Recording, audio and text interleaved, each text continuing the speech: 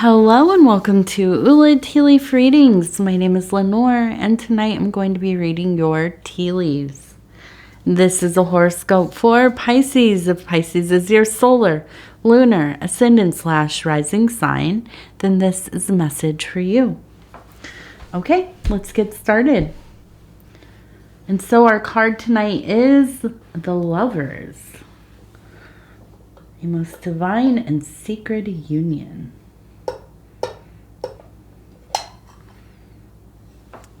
Okay, let's see what these tea leaves have to say. And if you have not subscribed, please think about doing that. You can hit the little bell. It'll let you know when the next videos are coming out. And it is free to subscribe.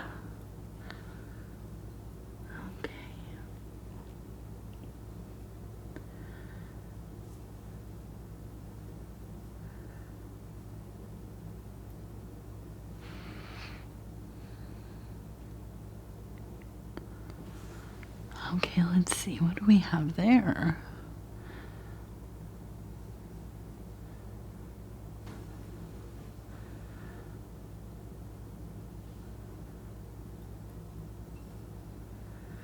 Okay, Pisces.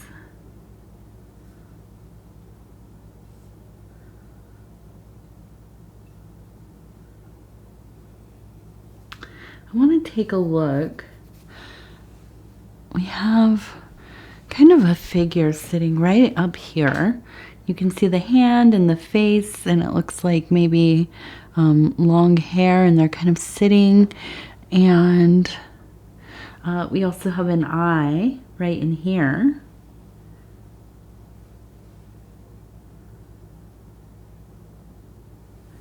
And so we also have a flower. Okay, and so I see kind of a gazing happening. And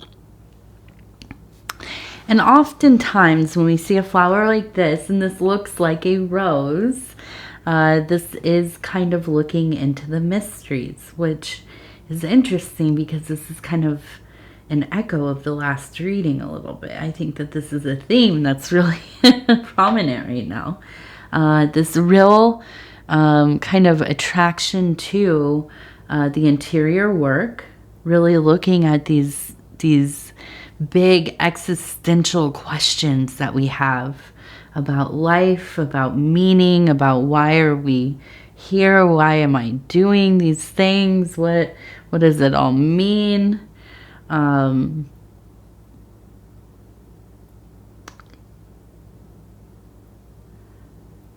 I feel like the last reading, it felt a little more like finding balance. Here, there's not the anxiety that I saw in the Aquarius reading had a little more anxiety to it. This reminds me very much of sitting in a rose garden, kind of in a reclined position, really kind of sitting in the sun, taking it all in, listening to the animals and the bugs and the breeze and all of these things, and really feeling so much in your home. Okay, being a part of not like a visitor of nature, but being truly a part of this great balance, right? And isn't that an interesting feeling when we really get into that place where we feel, we're so, we flow into all of the things around us. I'm not just, some kind of alien being coming and gazing upon all this, but I am so much attached to each and everything, and it to me. And so when I gaze upon these things, I gaze upon myself, right? And I feel like there is this acute awareness that all that you are experiencing, all that you are witnessing, and the visions that are coming to you, these are all aspects of your consciousness. And that can be overwhelming, right? When we get into that mode where we're really seeing that so much of reality, this base reality, is really a projection of our psyche, our interior world, the divine, the cosmos, and all of these things. But I think that you feel so much at home here. It is a dreamy, dreamy world to be in. I feel there's a sense of a deep unity with your God, goddess, divinity, higher, daemon or intelligence, whatever it is that you kind of identify that as. There seems to be this really deep union. And I feel that your heart just, there's a release of anxiety. And I'm thinking as I'm saying this, I almost think of like pulling a string, right? Or yarn. I like yarn. Yarn seems a little softer. But pulling it, and if you could imagine, it was kind of in a big ball that was all messy. It wasn't nicely rolled like you buy it. This is yarn that's been all over the floor and then kind of, haphazardly wound right back up. And but it feels like anxiety, unknowing and not believing in self and feeling tied up and stuck and all these things. But through this garden, this ease, right? Existential spiritual ease. It's like pulling on that string. And the knot is not getting tighter. You might think, oh yes, Lenor, this is going to make a really tight knot. But it's not. It is unraveling all of that, right? That kind of cloud of, it's coming apart. And I can see there's a real weight kind of lifted. Now we also have, we have these figures here. We have one that has its head kind of up. And I keep thinking we have a kind of a U-turn right there. And so, I feel almost like in this zone of release from feeling so, I think, what am I thinking? It feels like being so rigid, right? Getting into a place where you just have this firm belief. You don't even want to, think about it. It's just, it is what it is. Well, I think in this release of tension and anxieties and so on, it has softened your position in some way.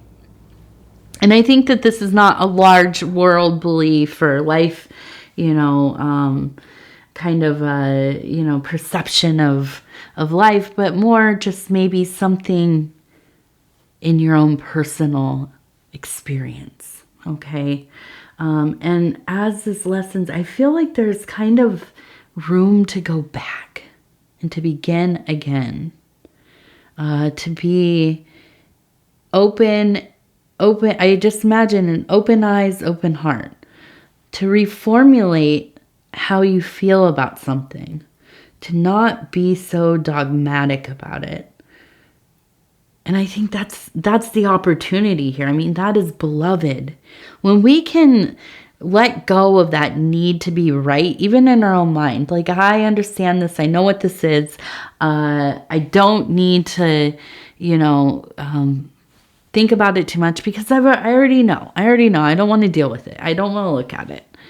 Right? And we all do it.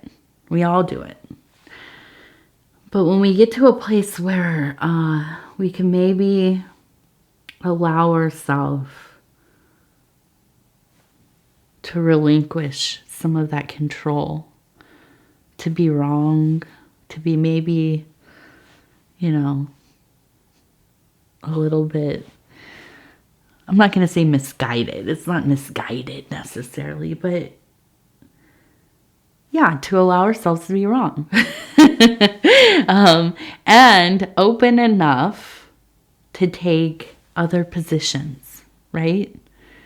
And it doesn't have to be we jump from one fixed position to another, just that we don't necessarily have a firm stance about something in our life. I feel like there's a lot of freedom there. I feel like when we start to get rid of, it's almost like the things, you know, the anchors that we identify with, when we have so many of them, we don't have a lot of autonomy.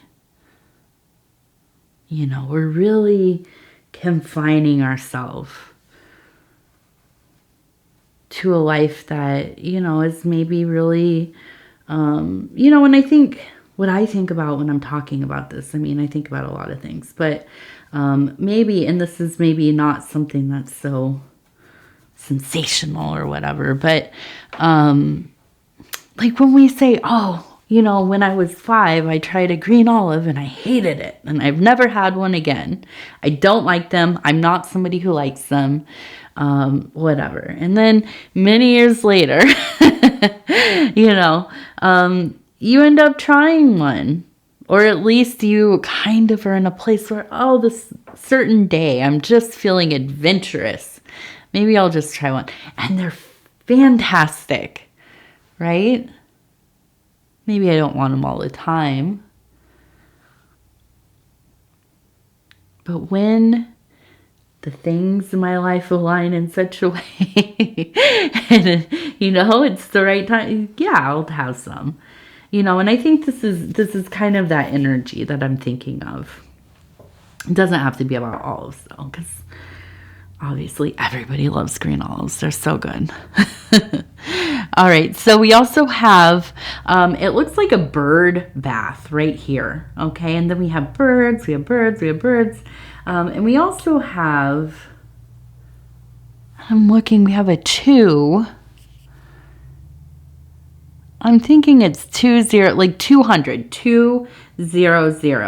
We also have an A, 200 and an A. But we have this beautiful bird bath, and we have all these birds coming to visit. And bathing in those holy waters, right? Those creative waters. I think the messaging is big right now. So we have this time when visions are potent. The birds are the messengers from the sacred, the divine. They come to speak to us. Now, when they're bathing in our emotional waters, you know, those messages are going to be very strong. So I would not be surprised if we had, you know, some messages from maybe connections that seem familiar and they're very emotional, emotionally potent, transitioned loved ones, or icons or intelligences that, you know, really, they show themselves in ways that really kind of get to your core, right? Make you quite emotional. You know, we've all woken up from like a dream or kind of a vision that has come in and felt, you know, just that thick, potent atmosphere of emotionality, weeping or fright, right? Just being terrified or so beloved, you know, being in that white divine light, just emanating, and you carry it over into your waking life. And I feel like this will be this will be the case. Okay, this is really coming through. Now, we also have a person standing here. They have the cup. Okay, another cup. The Ace of Cups, the Holy Grail. And then we have another person here who's kind of a dog-headed, okay, holding onto the arm of. And I do think that this kind of is the courtship. And you can see, if you want to look here, we have the cup. We have the person holding, and you know, it's not my favorite interpretation, but we have the union, we have the Holy Grail, right? And that's the Ace of Cups. But this is about the solar, lunar, combining to create that star, right? We have this interaction, and this is the beginning of the process in my mind. There is a great emotionality there. And I almost feel like this is really kind of you setting off onto kind of an adventure into your faith of some kind, right? It doesn't have to be religious or spiritual necessarily. But I do feel like there's a sense of a kind of, something that is bigger than yourself. You know, have you named it? I don't know. Do you know what it looks like? I don't know. You might. But I do think that this is kind of, the beginning of that real deep courtship. And, and finding the beloved there, which is always my favorite kind of love reading, right? When we are courting the divine. All right, let's see. What do we have over here? We have an angel. Yeah, we have a beautiful angel there. We have a fish. We have, oh, interesting. So below the angel, we do have somebody praying, if you can see that right there. So, oh, and another fish. This is important. I think that there is definitely an abundance of resources on the way or have already taking hold. Okay, so money, maybe, yeah. Other physical resources or the opportunity to create resources through business or work or creative endeavors and so on. Now, I think that, and let me just tell you, I'm a magical thinker, and I am also very superstitious and somebody of deep faith. So, when I say this, you might think, okay, whatever. But I do think that when we find our way to the divine and the angel, our higher consciousness, right? Our daemon or an external being that comes to us and visits us. It depends on how you look at it, of course. But when we have kind of that open third eye, right? We have the vision to see. We have our heart open to receive. We are in a place of gratitude and humbling and devotion and so on. We go through these rituals each day, and it really does. It adds to our ability to work more efficiently, adds to our ability to have, I think, be more decisive, to listen to ourselves, our intuition, to follow the sign symbols and things that come through, synchronicities and so on. And so when we are in that position, in that posture, I think that there is an opportunity to really create more success for ourselves. It flows more freely, right? Because we see clearly the opportunities. And so I see this is what is going on here. And you'll have to excuse me. My throat is getting dry. So that's not too shabby, Pisces. Not too shabby. Okay, and so we're also going to take a look here at the Mary Magdalene Oracle cards. These are from Megan Watterson.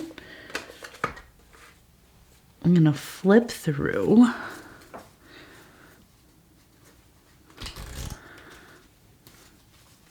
We're just going to flip this over, and it says, Ascension.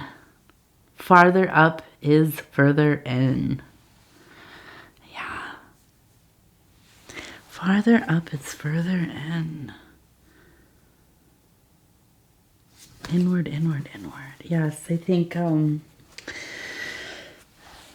feel like that really, it punctuates that movement towards towards faith, right? And again, I don't mean this to be like a really loaded religious word, right? Although, you know, if that is the way that you express your relationship with the divine, if that's how you experience, wonderful, right? And this is where I always I put the quote in. There are as many ways to God or the divine as there are beings or intelligences in the universe, right? So many ways, so many different conceptions and experiences and paths, and it is all unique to our own consciousness. And that is the most beautiful thing, truly. Okay, Pisces, I want to say thank you so much for spending this time with me. It is always such an honor to be able to bring these messages to you. And if you would be so kind as to like the video, it really does help the channel so much. And if you haven't subscribed, please think about doing that. You can hit the little bell. It'll let you know when the next videos are coming out. It is free to subscribe. And if you'd like to leave a comment, I would love to hear from you, truly. So I want to say thank you. I love you. Take care of yourself. We'll talk in just a few days. And goodbye.